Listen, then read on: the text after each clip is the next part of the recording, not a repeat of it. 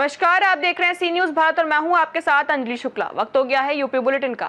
UP bulletin में बात होगी औरैया की, जहां ज्योतिष पीठाधीश्वर शंकराचार्य स्वामी अविमुक्तेश्वरानंद सरस्वती की 81वीं दिवसीय गविष्ठ यात्रा पादुका पूजन के बाद दिव्यापुर के लिए रवाना हो गई है। साथ ही बात करेंगे बलिया की, जहाँ न्यायेश्वर महादेव मंदिर का स्थापना दिवस भक्ति और सांस्कृतिक कार्यक्रमों के साथ धूमधाम से मनाया गया।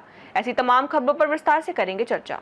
शंकराचार्य स्वामी अविमुक्तेश्वरानंद सरस्वती महाराज की 81 दिवसीय गविष्ठ यात्रा पादुका पूजन और प्रेस वार्ता के बाद औरैया से दिव्यापुर के लिए रवाना हुई, जहां सुबह बड़ी संख्या में सनातन प्रेमियों, अनुयायियों और समाजसेवी लालजी शुक्ला सहित अन्य लोगों ने पादुका पूजन किया।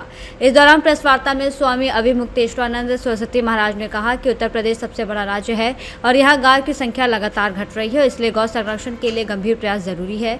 उन्होंने कहा कि यदि उत्तर प्रदेश में गौ माता के लिए प्रभावी कार्य किया गया तो उसका असर पूरे देश में दिखाई देगा और मुख्यमंत्री योगी आदित्यनाथ को गौ माता का बड़ा भक्त बताया।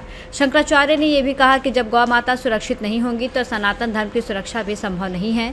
इसी उद्देश्य से गाय को राष्ट्र माता घोषित कराने के लिए ये 81 दिवसीय गौरक्षार्थ यात्रा आयोजित की गई है। औरैया से सी न्यूज संवाददाता राजेश मिश्रा की रिपोर्ट। बलिया के ऐतिहासिक कोषागार परिसर में स्थित न्यायेश्वर महादेव मंदिर का स्थापना दिवस इस साल भक्ति, संस्कृति और सामाजिक जागरूकता के संगम के रूप में बड़े ही धूमधाम से मनाया गया।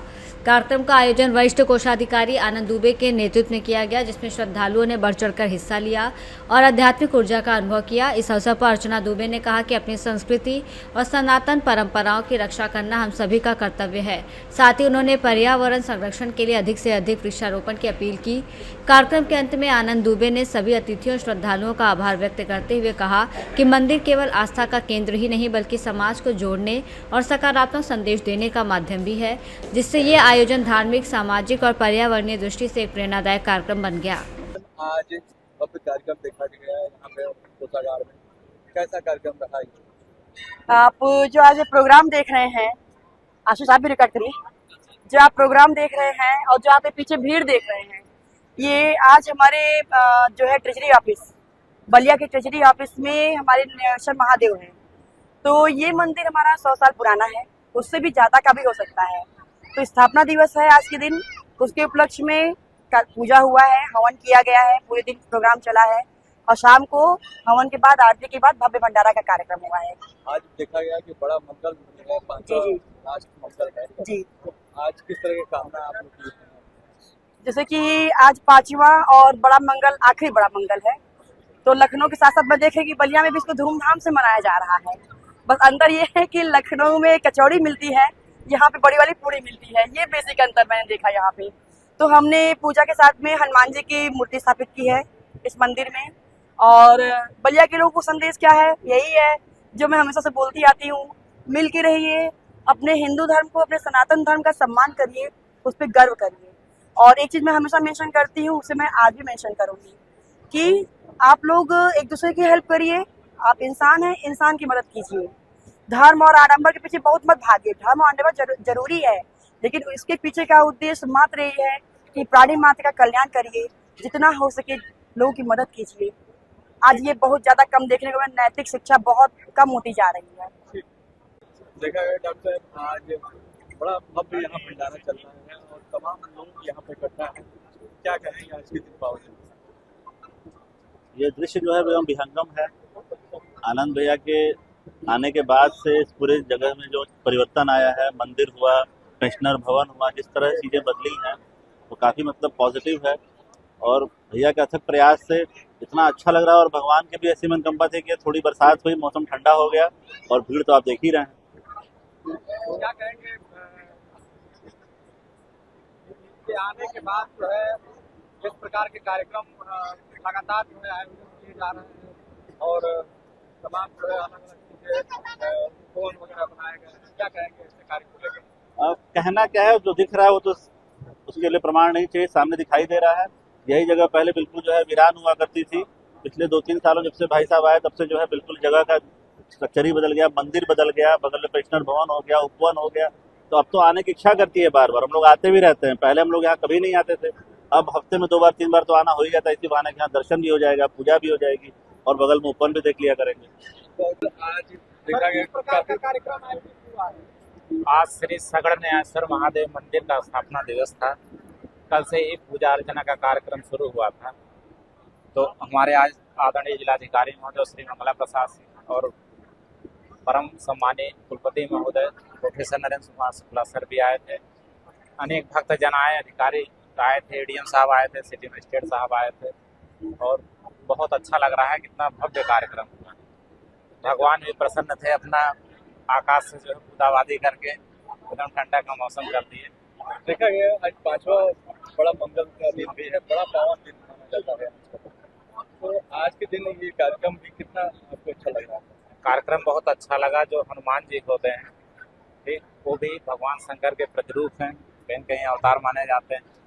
और भगवान हनुमान सबको माना जाता है कि राम उद्धारक हैं, राम को आराध्य माना जाता है, लेकिन राम का भी बेड़ा पार उतारने वाले भगवान हनुमान है ठीक।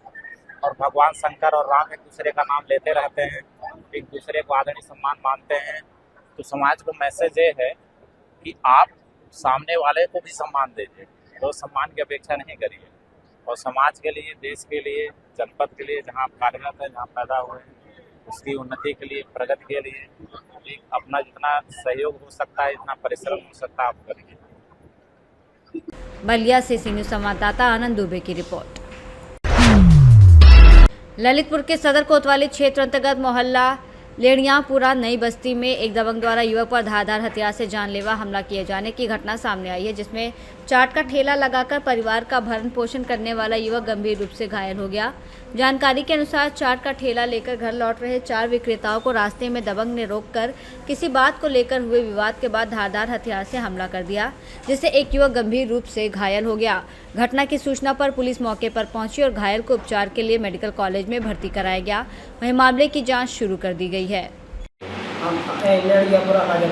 क्या काम करते हो? टिक्की का ठेला लगा। कहाँ पर? बनने कॉलेज। बढ़नी कॉलेज।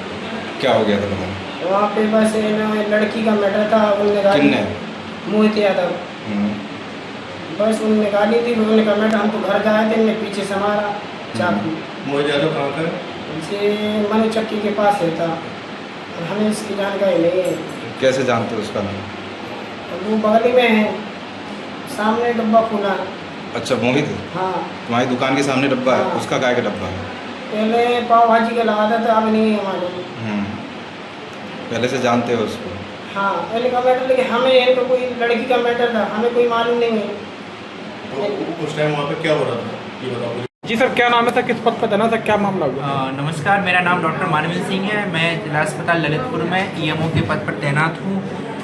अभी 9:30 बजे राहुल नाम का व्यक्ति आया, ललितपुर लड़ियापुरा का निवासी है, और उसके ऊपर धारदार हथियार से हमला किया गया है और उसके दाहिने कंधे पर और सर के दाहिने हिस्से में चोट का निशान है।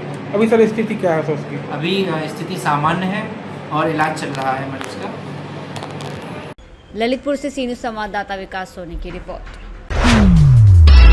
रायबरेली के खीरो ब्लॉक अंतर्गत ग्राम राजू नगर मजरे बकुलिया में गरीबों को आवास योजना का लाभ न मिलने का मामला सामने आया है, जहां पीड़ित महिलाओं ने आरोप लगाया है कि कॉलोनी के नाम पर उनसे मोटी रकम की मांग की जा रही है और कहा जा रहा है कि पहले पैसे देने पर ही आवास स्वीकृत किया जाएगा। पीड़ित परिवार कच्चे घर में रहने को मजबूर हैं और सरकारी आवास के लिए लगातार अधिकारियों के चक्कर लगा रहे हैं, लेकिन उनकी सुनवाई नहीं हो रही है। पीड़ित विधवा महिला ने बताया कि ग्राम प्रधान और ग्राम विकास अधिकारी भी उनकी समस्या पर ध्यान नहीं दे रहे हैं, जिससे वो परेशान हैं। इस मामले को लेकर पीड़ित महिला ने जिलाधिकारी कार्यालय पहुंचकर प्रार्थना पत्र देकर न्याय की गुहार लगाई है। रहने वाली है? राम मुन्नी नाम है, बकुलिया की रहने वाली है। ब्लॉक खीरो। समस्या क्या है, आप क्यों आई हैं? समस्या यहाँ आए हैं, कॉलोनी के लिए आए हैं। कॉलोनी आवास आना था, आवास नहीं मिल पाया हम लोगों का, ये ले आए। क्यों नहीं मिल पाया, कारण क्या है? बस अधिकारी जात देख के लूटी आवत है। क्यों पैसे मांग रहे हैं। कौन पैसे मांग रहा है? अधिकारी यहाँ ब्लॉक से गए थे, देख के और पैसे मांगते हैं, लौट आए हैं। और हम लोगन का आवास नहीं दे रहे हैं, हम लोग आवास के पात्र हैं, फिर भी नहीं दे रहे हैं। घर कच्चा सूची में नाम है? सूची में नाम है। हाँ, घर कच्चा है कि पक्का है? किराए से रहते हैं, घर है ही नहीं हमारा। क्या करते हैं घर वाले? घर वाले नहीं है, एक्सपायर हो गए थे। कितने बच्चे हैं? 2 बच्चे हैं। तो क्या कहा आज और यहाँ आई थी मैडम यहाँ एप्लीकेशन देने आए हैं। रहने वाली है हमारा नाम ज्ञानती है और रहने के वाले सिटिया है, ब्लॉक। ब्लॉक है। समस्या क्या है? समस्या यही है, कॉलोनी अधिकारी आए थे और चेक करके मतलब पास हो गई थी और दूसरे अधिकारी आए थे रिजेक्ट कर गए। क्यों रिजेक्ट कर गया, कारण क्या है? पैसे मांग रहे थे, साहब हमारे पास पैसे नहीं थे इसलिए रिजेक्ट कर दिया। कितना पैसा डिमांड थी? पैसे मांग रहे हैं 5-6 लाख हजार रुपए। जमीन है आपके पास? नहीं, जमीन नहीं है हमारे पास, घर किस घर तरह भी नहीं है, हम भाई के साथ रहते हैं। तो शिकायत नहीं की इसकी कहीं पर? नहीं, शिकायत नहीं की सर। आज कहाँ आई थे? आज हम यहाँ रायबरेली में आए थे। क्या कहा? यहाँ हम तो अपनी शिकायत दर्ज की है, कहने लगा ठीक है आपका काम हो जाएगा, कॉलोनी आ जाएगी। रायबरेली से सीनियर संवाददाता वीरेंद्र साहू की रिपोर्ट। फिलहाल यूपी बुलेटिन में इतना ही। देश और दुनिया की तमाम बड़ी खबरों के लिए देखते रहें सी न्यूज़ भारत।